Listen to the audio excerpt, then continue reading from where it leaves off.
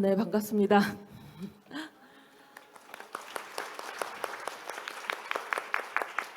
오랜만에 하는 우리 오프라인 엠포럼인데 진짜 많은 분들이 이렇게 현장에도 참석해 주시고 지금 온라인에도 굉장히 많은 분들이 접속을 하신 것 같아요.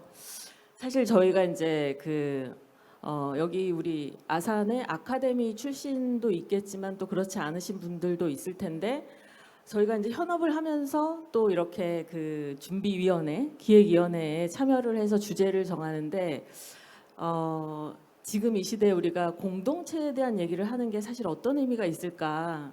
너무 뻔하지 않을까라는 그런 우려도 좀 있었고요. 왜냐하면 늘 우리가 공동체에 대한 얘기를 하잖아요. 근데 우리가 생각할 때 공동체라고 하는 거는 뭔가 조금 끈끈하고 사람들 간에 뭔가 이렇게 접촉이 많고 막 그런 공동체들을 주로 얘기하는데 그런데 또 저희가 조사를 해봤을 때는 코로나도 그렇고 지금 우리가 얘기하는 이런 디지털 경제 여기에서 많은 또 학자분들이 사람들 간의 연결이나 이런 것에 있어서 해답을 공동체라고 하는 거에서 찾고 있다는 거죠. 그래서 굉장히 오래되고 구태의연해 보이는 그런 주제이지만 우리가 이 커뮤니티라고 하는 게 우리 시대에는 그럼 어떤 형태로 준비가 돼야 될까? 우리는 그걸 위해서 뭘 하면 될까? 이런 주제로 한번 해보자라는 그런 결론을 내리게 됐습니다. 그래서 오늘 너무 정말 인사이트가 높은 그런 내용들 발표해 주신 우리 두 분 연사님께 다시 한번 박수 보내주시고요.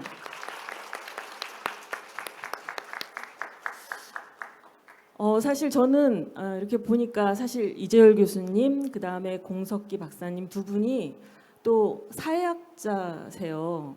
그래서 사실 이제 이렇게 또 선배님, 후배님 이렇게 사회학자 분을 두 분을 모시고 우리가 또 이렇게 초연결 사회에서 공동체에 대한 의미를 좀 또 다른 관점에서도 말씀해 주시고 어떤 부분은 또 공통점이 있으셔서 그런 부분을 우리가 같이 공유해 보는 것도 좋은 의미가 있을 것 같습니다. 두 분이 이제 조금 숨을 한번 고르셨을까요? 일단 저희가 준비팀에서 사전에 질문을 한 3가지 정도 준비를 했는데 그 질문을 먼저 드리면서 또 우리 실시간으로 질문해 주신 내용들을 참고해 가지고 함께 얘기를 나눠보도록 하겠습니다. 너무 뻔한 얘기 같지만 건강한 공동체란 뭘까요? 라는 질문을 한번 드리고 싶습니다. 왜냐하면 사실은 우리가 어떻게 시작할 수 있을지 이게 참 어려운 일인 것 같아요. 저도 서울이라고 하는 이 도시에서 굉장히 막 20년 넘게 생활을 하면서 옆집에 사는 사람하고도 사실 인사 잘 안 하고 지내게 되고 조금 그나마 친하게 지낸 사람들이 이렇게 같이 일하거나 학교를 다니거나 그런 동료 친구들 이런 사람들하고는 그나마 연결성이 있는데 사실 우리가 공동체를 그러면 어떻게 시작해야 될까? 우리 한국은 서울이라고 하는 곳 대도시에 사는 인구가 압도적으로 많은 이런 상황에서 과연 우리는 어떻게 시작을 할 수가 있을까? 그래서 이재열 교수님은 제가 알기로 이제 건강한 공동체에 대한 조건이라든가 이런 거에 대해서도 이전에 또 많은 말씀들도 하시고 그랬었기 때문에 이제 그런 차원에서 조금 더 얘기를 들어보고 싶고요. 그다음에 공석기 박사님은 이제 방금 이제 끝난 것처럼 가벼운 공동체. 이건 도대체 우리가 또 어떻게 할 수 있을까 그런 생각이 드는데 그래서 건강한 공동체의 조건이란 무엇일까? 이 얘기를 두 분한테 듣겠습니다. 공석기 박사님한테 먼저 드릴까요?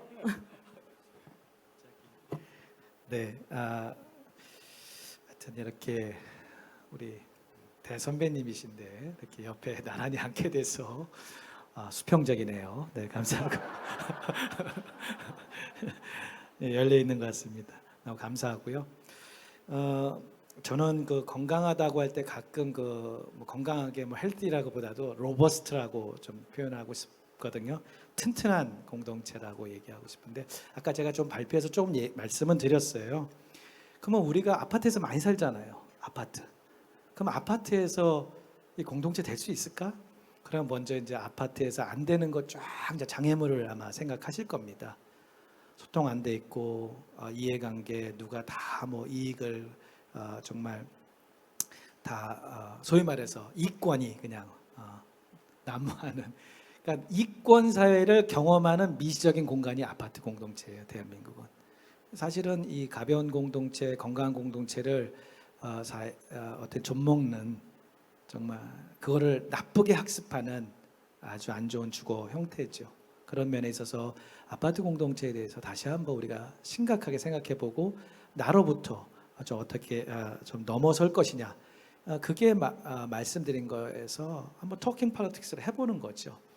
근데 제가 아파트 공동체에서 뭐 위례라든지 이렇게 신도시에서 좀 하는 그런 경험들, 좀 현장에 가본 경험이 있습니다.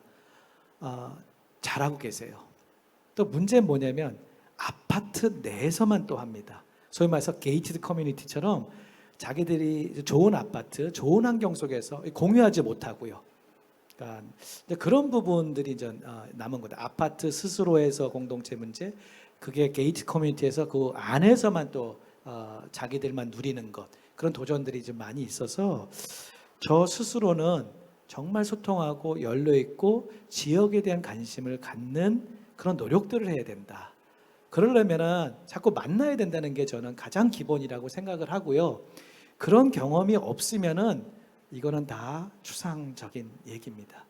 그래서 유럽의 경험에 보면은 우리가 이제 사실은 아파트가 사실은 어떻게 보면 큰 장애물인데 열린 그런 장소성에서 만나게 되고 또 가게에서 만나고 얘기해야 되고, 아까 단골 얘기도 했는데 그러한 환경의 변화들이 사실은 지금 없는 것이 지금 우리의 큰 장애물인데, 또 그거를 또 새로운 어떤 비즈니스 모델로 아시다시피 광교라든지 광명이라든지 요새 새롭게 해가지고 이 좀 아파트에서 이렇게 좀 뭐죠?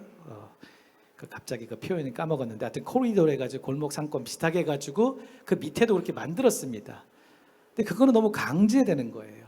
그 사람들을 만나게 하려고 하는 그런 모습들이 있는데 그건 여전히 그런 향수라든지 우리 단골 이런 우리끼리도 한번 좀 해보자라는 그런 실험이 있는데, 말 그대로 몇몇 그런 열정이 있는 분들, 여기 있는 분들이 그걸 시도해 보는 거죠. 근데 절대 한 동부터 하지 마시고요, 한 라인도 하지 마시고요, 한 층부터 그런 식으로 아주 가볍게 편하게 시도하면서 나의 문제를 보는 것부터 시작해야지 이게 이 건강한 게 어떻게 되냐 안 되느냐를 보고 그걸 나누는 것이지, 어마어마한 장애물이 있다는 것을 제가 여러 차례 많은 분들하고 들었습니다. 그래서 저는 그런 하나의 구체적인 신뢰 속에서 이 소통부터 한번 실험해 보라. 아파트 대부분이 아파트 사기 때문에 한 층에서부터 한번 실험해 보라. 그런 속에서 시작하면 좋겠다는 말씀드립니다.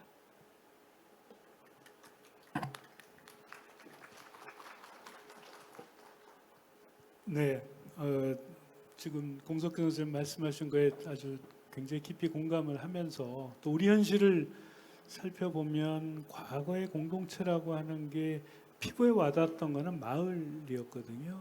그러니까 아마 1920, 30년대 조사에 의하면 전국에 한 수만 개의 동족 마을들이 있어서 거기에서 우리가 지금 알고 있는 연고라고 하는 거, 지연, 혈연, 학연이라는 게 마을에 사는 사람들이 다 같은 집안이니까 그래서 생겨난 공동체에 대한 강한 어떤 이미지가 있는 것 같은데, 말씀하신 것처럼 지금은 전 국민의 대다수가 아파트나 연립 같은 집합 주거지에 사는데 층간 소음으로 칼부림하는 그런 살벌한 건물에 같이 사는 거지 공동체를 이루고 있는 것은 아니죠. 그래서 공동체의 개념을 조금 저는 좀 추상화시키거나 조금 그 넓은 맥락으로 이해할 필요도 있겠다 싶은데, 그건 아마 이론적으로 보면 강력한 국가주의나 집단주의와 대비되면서, 그러면서도 극단적인 개인 리버테리안이죠, 자유지상주의하고도 대비되는 개인과 공동체를, 집단을 연결할 수 있으면서 어떤 팽팽한 긴장과 균형을 유지하는 사회로 되는 게 공동체가 아닐까 하는 이런 생각을 했습니다. 조금 거시적으로 생각을 하면. 그래서 대개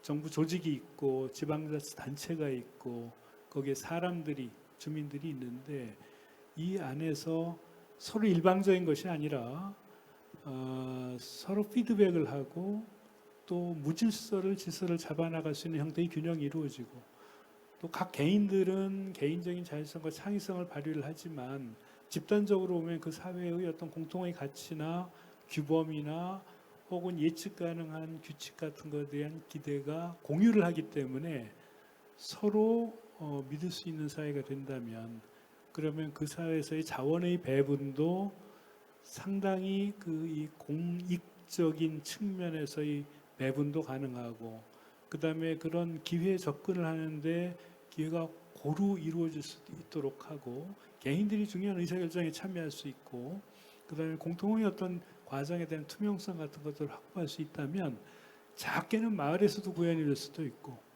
크게 보면 국가 전체가 그런 형태로 가야 될 수도 있고요.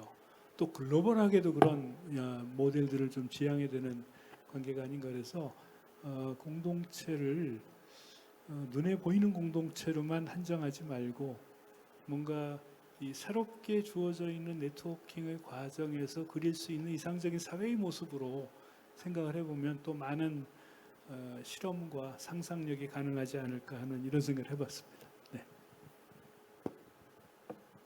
네, 이렇게 찰떡 같은 답변을 하시는군요. 어떻게 보면은 이제 한 층에서 아파트 한 층에 살고 있는 사람과 시작을 해보자라고 하시는 말씀과 그 다음에 우리가 공동체라고 하는 거를 어떻게 보면은 국가를 넘어서 글로벌하게 또 우주까지 가야 할까요? 거기까지 이제 크게 확장해서 봐야 될 필요도 있다고 하는 굉장히 또 다르면서도 연결되는 그런 말씀을 해주셨습니다. 그리고 이제 그러면 두 번째도 이제 같이 질문을 드리고 싶은데요.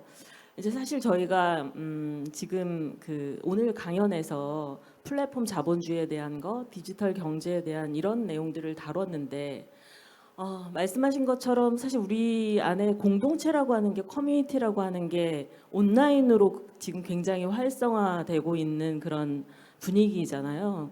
근데 온라인의 이 공동체라는 게 어떤 면에서는 굉장히 의미가 없이 그냥 잠깐 잡담이나 나누는 그런 정도의 그런 커뮤니티가 되는 경우가 대부분 있고 아니면 이제 말씀하신 것처럼 본인하고 정치적인 성향이 비슷한 사람들끼리 모여가지고 어떻게 보면 끼리끼리 자기네에 만족하는 그런 대화를 나누는 그런 수준의 이제 커뮤니티도 많이 존재하는 것 같은데요.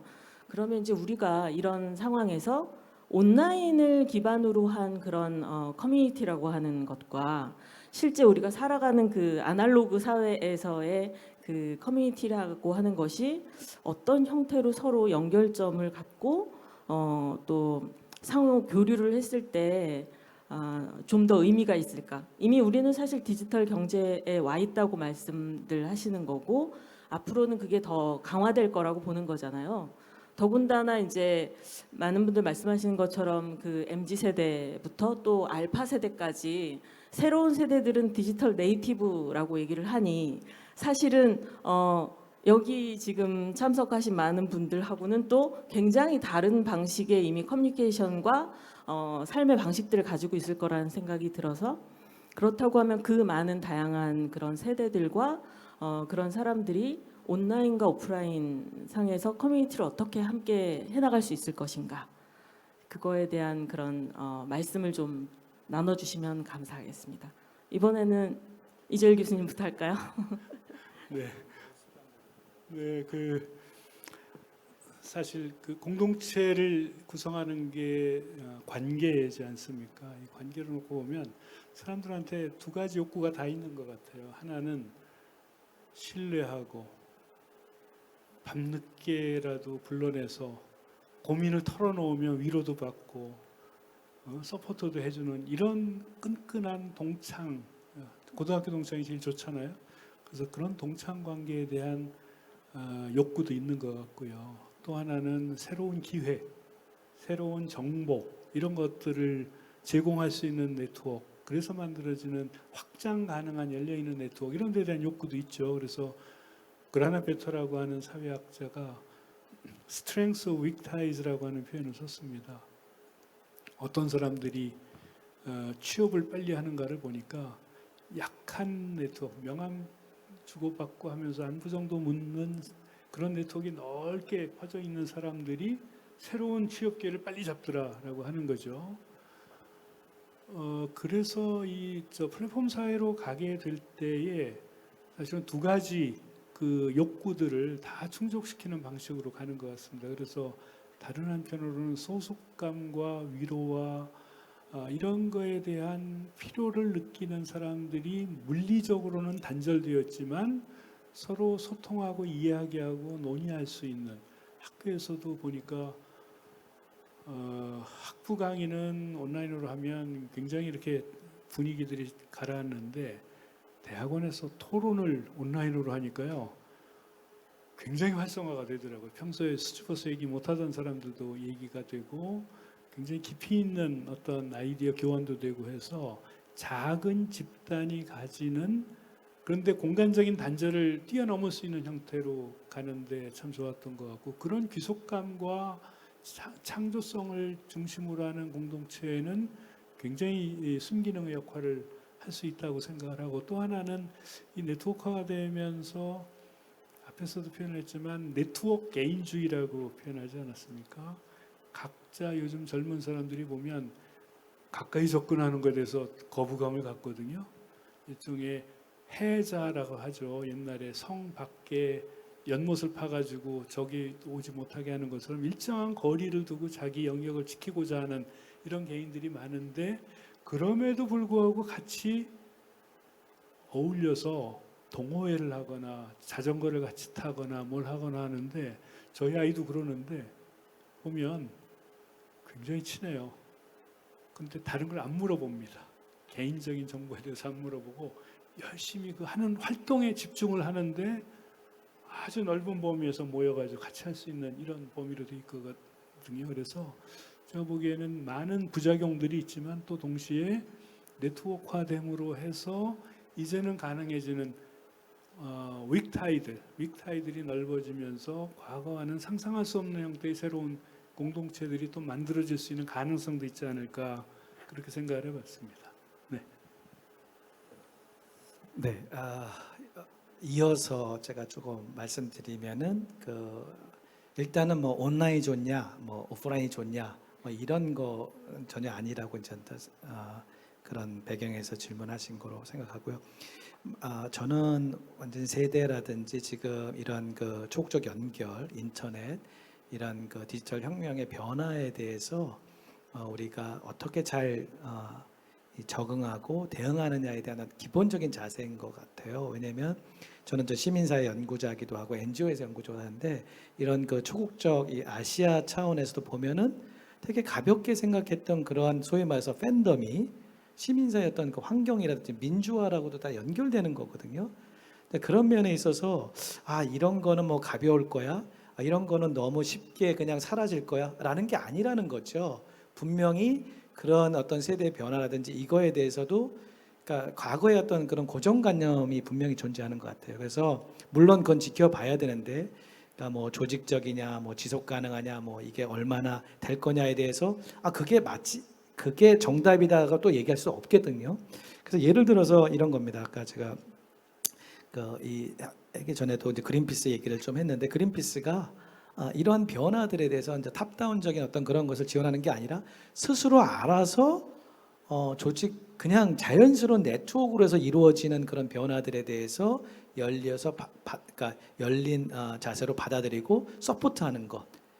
그게 사실은 지금 윅타이즈의 어떤 새로운 변화고, 우리가 뭐 한류냐, 뭐 팬덤이냐, 그렇게 생각했던 가볍고 저거는 아니다는 게 아니라, 그런 변화들이 태국에서 민주화고 또 그 영향이 또 미얀마에서 민주화, 다 영향이 있기 때문에 그러한 어떤 가능성으로 온라인이 분명히 순기능할 수 있다. 그런 가능성을 분명히 바라봐야 되는데, 그럼에도 불구하고 저는 되게 장소성이라든지 지속 가능성이라든지 이게 두 발이 땅에 대고 정말 아까 좀 지정이 정도 되고 하려면은 사실은 그런 한계를 분명히 알고서 어떻게 더 우리가 더 오프라인으로 연결시킬 것이냐에 대한 고민들도 계속 이루어져야지, 그런 경험 속에서 더 이어지지, 그렇지 않으면 쉽게 새로운 변화 속에 자꾸 넘어갈 수밖에 없다. 왜냐하면 그게 아까 거리두기라든지 개인주의라든지 이런 플랫폼 경제에 대한 큰 도전들이기 때문에 이런 어떤 양가적인 그런 입장을 좀 말씀드립니다. 네. 네, 두 분 말씀 들으면서 생각난 것 중에 사실 저희가 이제 초반에 그 고립의 사회라고 하는 그 책을 쓰신 영국의 노리나 허츠님을 사실 처음에 이제 초빙을 하려고 굉장히 여러 번 얘기를 하다가 다른 이제 포럼 일정이 있으셔가지고 참석을 못했는데요. 이제 그 분하고 얘기할 때 어떤 얘기를 했었냐면 사실은 우리가 알고 있는 이제 어떻게 보면 연결이라고 하는 측면에서 그 지금의 청년들 가장 많이 인터넷을 사용하고 가장 많이 연결되어 있다라고 하는 초연결 사회에서도 가장 많이 연결을 늘 하고 있는 이 청년들이 굉장히 가장 외로움을 느끼고 고립 상태에 빠져 있다라고 하는 그런 사실을 발견했다라고 하면서 한국의 이제 이 청년들도 되게 심각한 상태다라는 그런 문제를 지적했었거든요.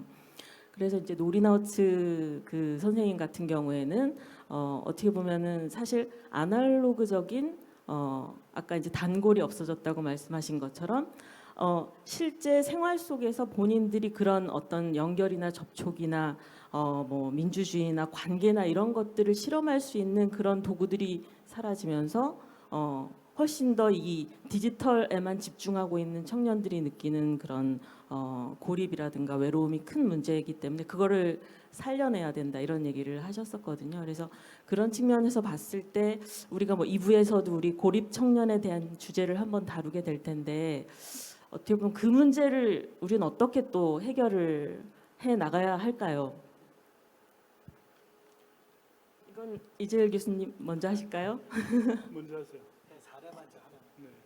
네, 제가 따끈따끈하게 지난주에 제가 교토를 다녀왔는데 하여튼 뭐 고립, 뭐 청년, 외로움 그러면 되게 일본적인 거를 많이 생각을 하잖아요.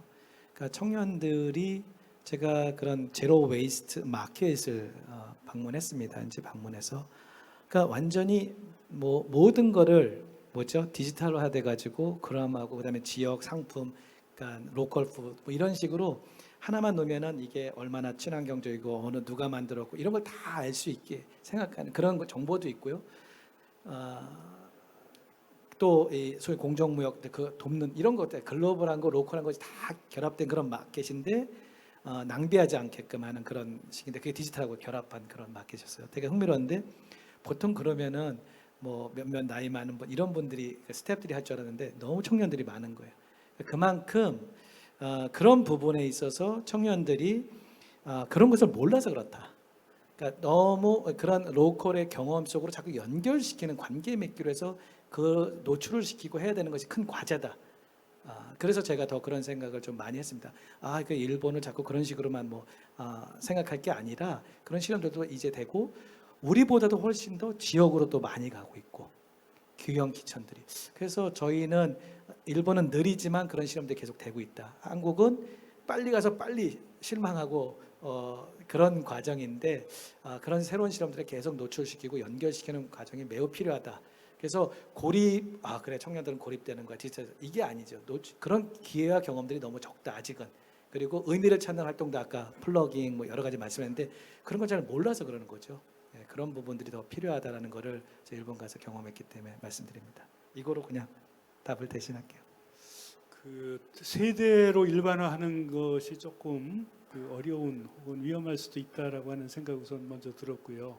청년 세대와 노인 세대를 비교해 보면 어떨까 생각을 해보면 초연결이 제가 생각할 때는 고립되어 있는 노인들에게 굉장히 많은 연결을 가져다 줌으로 해서 물리적으로는 고립되어 있지만 온라인상으로 연결돼서 가져다주는 많은 긍정적인 효과들이 있고요. 청년들의 경우에는 제가 느끼기에는 너무 많은 연결이 가져다주는 부작용도 있지 않을까 하는 생각을 했는데 그게 뭘까를 보면 과거에는 저희 때는 그러지 않았는데 요즘 젊은 사람들은 거의 실시간으로 주위의 친구들이 무엇을 소비하고 어디 가서 뭘 보고 뭘 입는지가 가장 아름다운 모습으로 인스타에 드러나 있는 이런 자극 속에 둘러싸여서 살지 않습니까?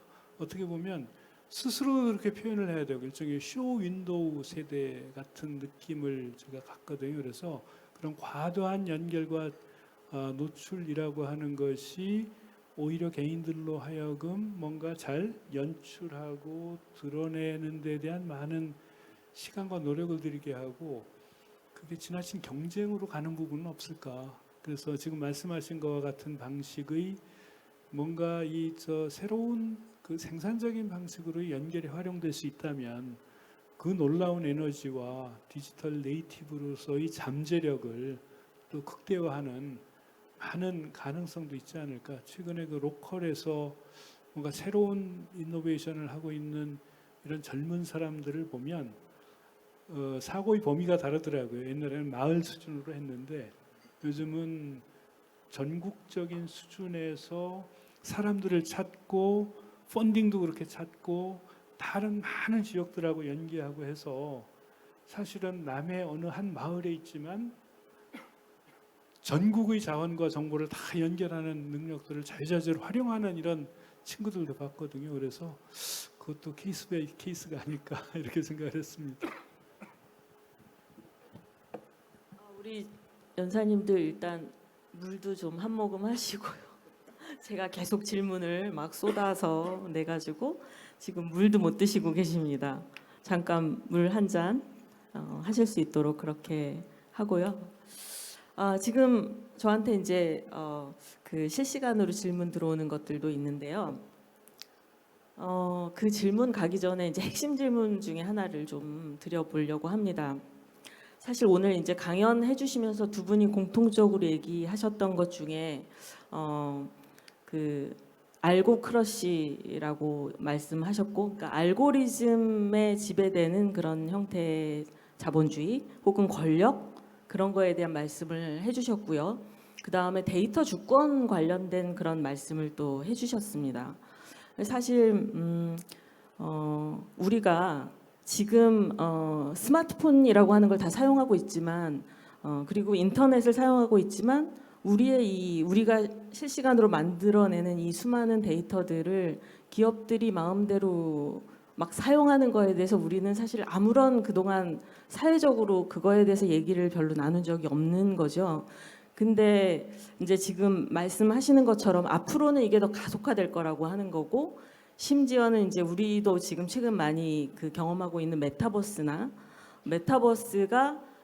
다음 세대의 모바일 플랫폼이 될 거라고 얘기를 하는 거잖아요. 이제 그렇게 됐을 때는 훨씬 더 많은 우리들의 개인적인 이런 데이터들이 기업들에 의해서 다 사용되고, 또 문제는 더더군다나 이게 이제 우리가 알고 있는 그 큰 기업들이잖아요. 새로운 형태의 대기업들이 지금 출연을 해서 그것도 글로벌 기업으로 출연을 하고, 그래서 이 기업들이 우리의 모든 데이터를 가지고 마음껏 우리의 그 어떻게 보면 쇼핑에 대한 취향이라든가 원하는 것들에 대해서 마음껏 활용을 할 수가 있을 텐데, 그러면 과연 우리가 특히나 우리 여기 모여 있는 소셜 섹터에 있는 분들이 상당히 많으신데 앞으로를 위해서 우리가 이런 데이터 주권이라고 하는 걸 우리의 것으로 또는 공공재의 거로 우리가 인식을 해야 된다라는 얘기도 많이 하고 있잖아요. 그러면 어떻게 이걸 우리가 정말 주권을 발휘할 수 있을 것인가? 그 논의를 우리는 지금 어디서부터 시작할 수 있을 것인가? 이거에 대한 질문을 드리고 싶습니다. 요거는 우리 이재열 교수님 먼저 말씀 주시면 좋을 것 같아요. 네, 그 데이터와 그다음에 알고리즘의 문제는 사실 모든 나라에서 다 고민을 시작을 한 이런 주제이기 때문에 우리가 특별히 뭘 잘못했다거나 잘하고 있다거나 이런 얘기를 하기가 어렵죠. 아직 그 글로벌한 그 스탠다드가 만들어지지 않았습니다. 그런데 잘 생각을 해보면 데이터가 완전히 새로운 사회에서의 가장 기본적인 토대가 되고 있는데 그 데이터를 개인이 오용을 하면 범죄의 소재가 될 수가 있죠. 그렇지만 개인이 자신에 관련된 데이터들을 잘 활용할 수 있으면 과거에 다 분절되어 있던 여러 가지 서비스들을 통합을 해가지고 굉장히 그 자기 저 편익이나 효용을 늘릴 수가 있습니다. 요즘 시작이 이제 본격화된 마이 데이터라고 하는 게 그런 거죠. 그 키포인트는 내가 나한테 관련된 모든 정보를 내가 통합적으로 모아서 보도해. 그게 남들이 함부로 볼 수 없게 만드는 안전장치를 만드는 게 마이데이터 사업이거든요. 예를 들어 토스라든지 뭐 뱅크샐러드라든지 이런 앱들을 보면 신통하게 제 자산과 이 신용 상태를 다 알아가지고 대출을 여기서 쓰면 금리가 비싸니까 이쪽으로 옮기라든지 어디가 투자를 하면 뭐 금리가 더 높다 이런 걸 다 조언을 해주는 형태로 가 있는데 그거를 국세청에서 다 보고 있다고 생각을 하면 별로 기분은 안 좋죠. 정부 입장에서는 풍부한 데이터를 가지면 정말 정확한 정책을 쓸 수가 있고 소셜 섹터에서 그런 데이터를 가지고 있다 그러면 정말 새로운 형태의 서비스를 효율적으로 할 수가 있는데 잘못하면 중국처럼 될 수 있습니다. 그래서 감시 사회로 갈 수 있는 우리는 기술적으로는 그 자원을 다 가지고 있다고 생각을 하는데 그렇게까지 안 가고 있는 거는 민주주의라고 하는 체제를 가지고 있고 정부를 감시하는 소셜 섹터가 있기 때문에 감히 그리 가지 못하는 거라 저는 이렇게 생각을 하고 있고요. 기업의 입장에서는 그게 새로운 사업의 기회이기도 하면서 엄청난 불평등을 만들 수도 있습니다. 미국에서는 그래서 지금 이 빅테크에 대한 규제를 하기 시작을 했고 중국도 그런 얘기를 하기 시작했죠. 그래서 한마디로 얘기를 하면 데이터 거버넌스가 필요한데 그러면 그 데이터를 어느 수준으로 어떻게 안전하게 하고 주권을 개인의 데이터 주권을 보호하면서 국가적 데이터 주권을 보호할 수 있느냐라고 하는 건데 아직 안 돼 있습니다. 갈 길이 멉니다. 그래서 아마 소셜 섹터에서의 앞으로의 중요한 일들 중에 하나도 이런 데이터화되는 사회에서 AI 알고리즘과 데이터가 남용되지 않도록 하면서 사회적인 효용, 가치를 높일 수 있도록 하려면 어떻게 해야 되는지에 대해서 같이 지혜를 모으는 거 이게 앞으로 굉장히 중요한 어젠다가 될 거다 저는 그렇게 생각을 합니다. 뭐 이재호 선생님이 다 말씀하셔가지고 별로 덧붙일 게 없어서요. 다시 한번 저는 아까 그 서베일런스가 아니라 소베일런스라는 그런 문제의식을 가지고 우리도 준비하지 않으면 안 된다. 그 말씀에 전적으로 공감을 하고요. 우리가 투명사에 되게 좋아하지만 투명한 거 좋죠. 그렇지만 이게 프라이버시라든지 개인적인 그런 정보라든지 삶의 어떤 그런 것들이 이게 노출된다는 것 자체가 사실은 인권하고도 연결되고 또 자아 존중하고도 연결되는 거거든요. 시민으로서의 어떤 그런 주권, 사실 민주주의에 다 연결되기 때문에 아까 제가 아탁 경험을 말씀드렸는데 이게 또 매우 어렵고 어려운 내용이 되기 때문에 공부부터 시작이 된다. 많은 사람들이 참여하고 함께 학습하고 모색해야 된다. 아까 뭐 위키피디아 같은 그런 논리처럼 아래로부터 공부하는 모임이 생겨야 된다. 소셜 섹터에서. 그러면 훨씬 더 창의적인 그런 대안들이 나올 것이다. 저는 그렇게 보고 그런데 그 일부만 하면 또 안 되는 거죠. 그러니까 뭐 이게 나쁜 표현인지 모르지만 지금 뭐 ESG 시민들이 다 참여해서 하는 게 아니잖아요. 그렇죠? 누가 주도하고 있잖아요. 그런 것처럼 정말 이 부분에 있어서 데이터 거버넌스도 아래로부터 시민들의 다양한 참여, 소셜 섹터의 어떤 참여, 학습 이런 모임이 정말 매우 중요하다. 그렇지 않으면은 결국은 개인이 당하고 약한 보이지 않는 지배 속에 다시 한번 또 빠지게 된다. 이런 말씀 저도 추가합니다. 네, 감사합니다. 우리가 그 플랫폼 기업들이 지금 갖고 있는 데이터, 이거는 정말 공공재다라고 하는 인식을 우리가 강하게 가져야 될 것 같고요. 그 기업들로 하여금 우리가 지금 얘기하고 있는 ESG에서 사회적 가치라고 하는 부분에 그 데이터라고 하는 걸 어떻게 공공재로서 활용할 수 있을지 그런 것들을 많이 요구를 해야 될 거라고 하는 그런 생각이 듭니다. 실시간 질문 중에서 조금 이제 이 질문은 공석기 박사님한테 드리는 질문이네요. 그래서 구체적으로 말씀하시는 가벼운 공동체의 예시는 어떤 것인가요? 이 질문 또 나왔습니다. 그래서 예로 드신 이탈리아 트렌티노 말씀하시는 것 같은데요. 이탈리아 마을 단위 등의 공동체는 국내 대도시에는 적용이 어려울 것 같습니다.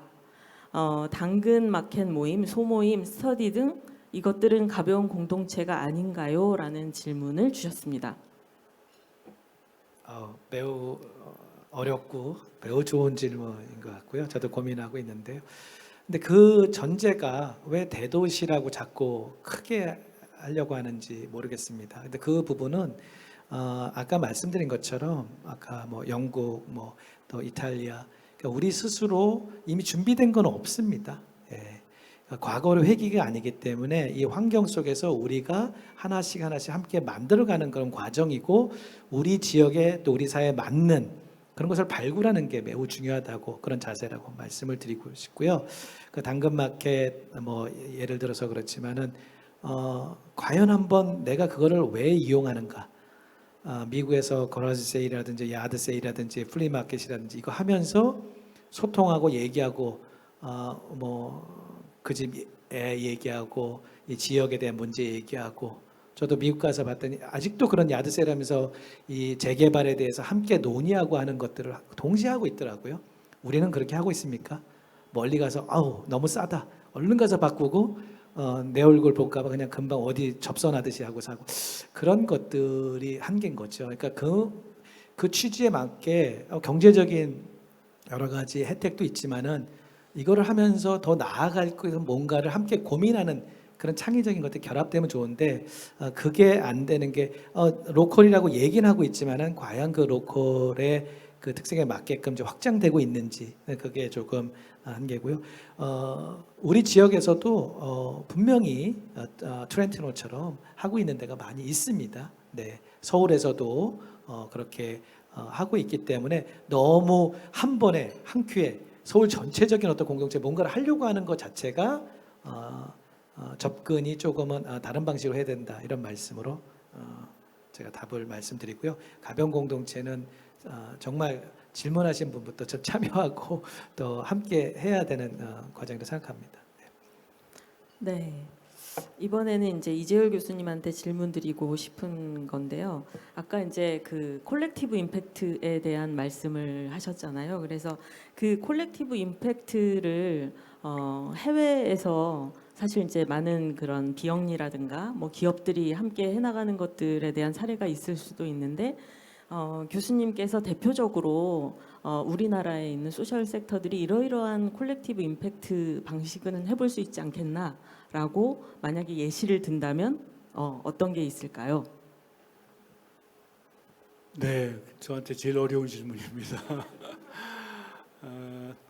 컬렉티브라고 하는 말 자체가 개별 조직이나 정부의 뭐 부처나 지자체나 이런 데들이 하기 어려운 이런 이슈들이니까 주로 공유하고 공공성의 측면을 가지고 있는 이런 특징들이 다 거기에 해당되지 않을까 싶어요. 예를 들면 환경 이슈 같은 것들도 다양하고 그 다음에 그 지역에서 모든 사람들이 혜택을 입을 수 있는 어떤 이 인프라라고 하는 게 단지 구조물뿐만이 아니라 다양한 제도 같은 것들 이런 것들이죠.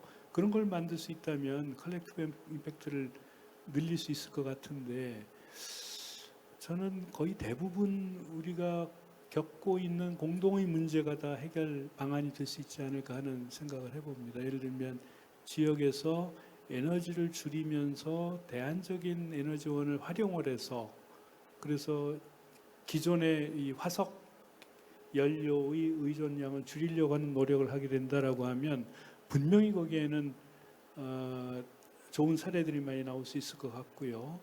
그 다음에 어느 국내에서 했던 사례는 나무 심기를 했는데 나무 심기는 비교적 측정이 쉽죠. 나무 몇 그루를 심었느냐에 따라서 탄소 배출량을 얼마나 줄이고 이 공기질을 개설하는 데 얼마나 도움이 되는지가 비교적 정확하게 계산이 되기 때문에 그렇게 해서 임팩트에 대한 지표를 공유를 하니까 많은 개인과 기업들이 더 많은 나무를 심을 수 있도록 후원을 하기도 하고 해가지고 한 뭐 시간이 지나고 나니까 수백만 그루의 나무를 사막에 심고 하는 이런 사례들도 있더라고요. 그래서 저는 활용 가능성이 굉장히 높다. 그리고 궁극적으로 남아 있는 거는 결국은 글로벌 커먼즈의 문제다. 글로벌 커먼즈는 환경이죠. 결국은 지구 환경인데 유엔에서 하는 SDG 같은 것들도 보면 거기에 다 이런 컬렉티브 임팩트에 대한 고민들이 다 들어가 있습니다. 문제는 글로벌 커먼즈라고 하는데 스튜어드십이 없는 거예요. 그래서 무슨 교토 의정서도 있고 무슨 뭐 파리 선언도 있고 뭣도 있고 한데 나라마다 다 다르고요. 그다음에 선진국들은 이미 아쉬운 게 없으니까 이제 옛날에 다 저질러 놓은 거 최근에 안 지려고 그러고 후발국들한테는 사다리를 걷어차고 이제 똑바로 하라고 야단치고 하는 약간 이런 무질서한 부분들이 오히려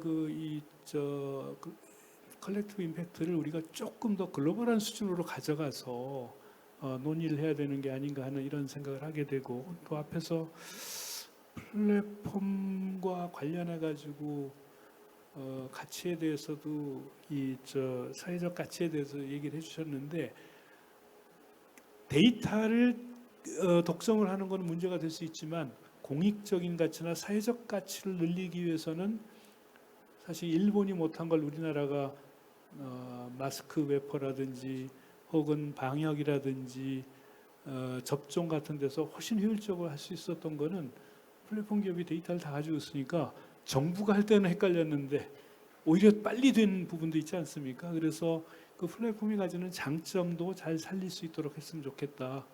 결국 우리가 겪고 있는 많은 문제는 초연결이 됐기 때문에 문제가 다 풀리는 유토피아가 될 거냐 아니면 끔찍한 디스토피아가 될 거냐 하는 이분법이 아니라 그 초연결의 상황과 문법 체계 안에서 문제를 발견하고 해결할 수 있는 가능성도 그 안에서 찾아야 된다. 지금까지 역사를 보면 그렇지 않습니까? 기술이 결정한 것이 아니라 결국은 어떻게 우리가 판단을 하고 어떻게 활용할 것인지에 대한 어떤 제도를 만들고 규제를 하고 하는 이런 과정에서 문제를 풀어나갔기 때문에 너무 결정론적으로 비관적으로만 보지 말고 그렇다고 너무 낙관하지도 말자 이렇게 말씀드리고 싶습니다. 네.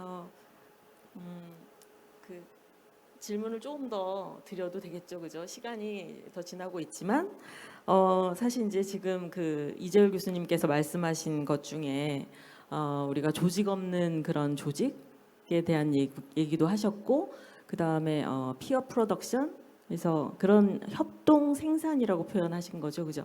이제 그거와 관련된 질문을 하신 분이 계신데요.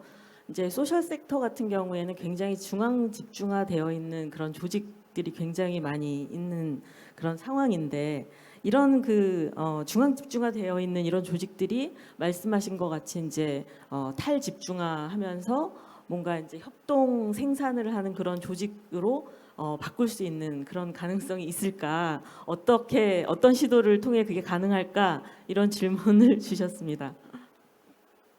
각 개인이나 혹은 조그만 참여자들이 쉽게 자원을 제공을 하고 그걸 필요로 하는 사람들이 나눌 수 있게 하는 시스템이 갖추어진다면 그게 가능할 것 같은데 아마 마하트마 간디가 꿈꾸었던 스와데시라고 하는 자급형이면서 서로 돌보는 공동체라고 하는 게 아마 그 이상형이 아니었을까 싶어요. 그런데 간디는 실패했습니다. 왜 그러냐면 너무 어려웠고 경제적으로 그 다음에 그걸 가능케 하는 인프라가 마땅치 않았죠. 그런데 지금은 이제는 기술적으로는 그 가능성은 열렸다라고 생각을 하고 다만 그러면 그런 꿈을 꿀 수 있느냐 그거를 모든 거를 조직에만 의존하던 방식에서 과감하게 혁신적으로 바꿔서 풀뿌리에서부터 그런 것들을 공유하는 사람들이 같이 모일 수 있는 플랫폼을 만들 수 있다면 그게 가능하지 않을까. 뭐 좋은 예가 될지 모르겠지만 한국과 터키를 비교한 적이 있었습니다. 한국이 정부에서 복지 비용을 훨씬 많이 쓰거든요. 근데 어려운 사람도 많고요. 노인 빈곤 심각하고 풀어야 되는 문제들이 많지 않습니까? 터키에 갔더니 우리보다 훨씬 여유가 있어요. 아주 극단적인 빈곤에 시달리는 노인들도 없습니다. 왜 그런가를 보니까 이슬람의 규칙에 의해서 자기 삶의 자기 소득과 살림살이의 10분의 1을 누군가를 위해서 쓰는 게 종교적인 전통입니다. 그러다 보니까 자연스럽게 자원을 내놓고 필요한 사람들에게 주고, 그래서 대학을 다니는 대학생이 먹고 잘 데가 없다 그러면 공동체 안에서 해결이 되고 하는 이런 식의 자율적인 질서들이 만들어지고 있거든요. 그래서 어떻게 보면 각자가 가지고 있는 이 자율성이나 혹은 참여의 의지나 하는 것들이 자연스럽게 부분적으로 모든 개인들이 참여할 수 있는 플랫폼이 된다라고 하면 우리가 상상하지 못했던 많은 문제들을 밑으로부터 풀어나갈 수 있는 대안이 될 수가 있고요. 그거를 물론 조직이 더 효율적으로 할 수도 있겠지만 챙기지 못하는 많은 부분들을 채우는 이런 여지도 생길 것이다, 이렇게 생각을 합니다. 사실 질문이 앞으로도 막 10개, 20개가 쭉 쌓여 있는데 더 이제 시간이 좀 많이 초과돼 가지고 더는 못 드릴 것 같고요. 또 우리 그 공석기 박사님은 이따가 2부 토론 시간에 또 말씀하실 거기 때문에 그때 또 추가 질문을 드릴 수 있을 것 같아서 일단 간단하게 소감 두 분한테 한 번씩 듣고 오늘 그 토론회 마치도록 하겠습니다. 이번엔 공석기 박사님부터 할까요? 하여튼 저는 이 자리가 너무 일단은 너무 이런 함께 공유하고 이렇게 얘기할 수 있는 어떤 그런 고민하는 분들이 함께 있다는 것만으로 일단 되게 희망적으로 봤고 아까 말씀드린 것처럼 그래서 너무 좋았고요. 근데 새로운 그 실험에 좀 도전하자 이런 거를 다시 한번 말씀드리고 싶어요. 근데 이거는 정보에 의존하거나 누구에 의존하는 것보다도 그 필요에 대해서 좀 창의적으로 좀 도전해 보자. 사실은 여러분들 잘 아시겠지만 대한민국에서 많은 정책들 실험들 하는 제1순위가 제주도입니다. 제주도. 지금 에너지 전환도 많이 하고 그랬지만은 제주도가 그죠? 많은 실험들을 했지만은 그죠? 많은 보조금이라든지 이 에너지 전환 태양광 뭐 이런 거 문제가 많지 않습니까? 그 핵심 뭐냐면 사람이 빠졌어요. 함께 합의가 부재한 거죠. 민주주의가 부재한 거죠. 그러니까 혁신이 아니라 탑다운 어떤 조직의 성과로 하는 거는 한계가 있는 거죠. 그런 면에 있어서 좀 다시 한번 저희들이 이런 자리에서 얘기했을 때 현실에 있어서 답을 찾고 대안을 모색할 때는 누군가 해주겠지, 정부가 주도하겠지 이게 아니라 정말 함께 정말 참여해서 토론하고 열린 자세로 했을 때 가벼운 공동체도 구현이 될 수 있을 것 같고 아주 꼭 뭐 보여주기식이 아니라 정말 그 안에서 만족감도 또 있을 것 같다는 생각이 좀 많이 들어서요.